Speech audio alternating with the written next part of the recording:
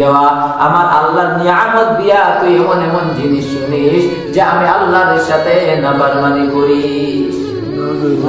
আল্লাহ বলেন বান্দা এই কান দিয়েছি তুই কুরআন তেলাওয়াত শুনবি, তুই বয়ান শুনবি, তুই রাসূলের হাদিস শুনবি, কিন্তু বান্দা তুই তো তা শুনিস না, তুই শুনবি গান, তুই শুনবি বাজনা। এ বান্দা যেখানে নাফরমানি কাজ হয়, যেখানে গীবত হয়, সেখানে যা কানটা ফুলাইয়া তুমি শুনে নাও।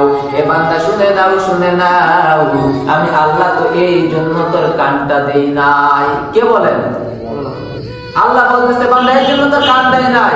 আল্লাহ পাক বলেন বান্দা তোকে আমি এত সুন্দর জবান দিলাম, একটা বান্দার জিহ্বা আছে, বান্দার দাঁত আছে, বান্দার সবকিছু আছে, কিন্তু বান্দাটা কথা বলতে পারে না, আ উ আ আ করে, কিন্তু ওই বান্দা কথা বলতে পারে না। কিন্তু বান্দা তোকে এত সুন্দর কণ্ঠ দিয়েছি, এত সুন্দর জবান দিয়েছি, বান্দা তুমি যেখানেই যাও তোমার কথা শোনার জন্য মানুষ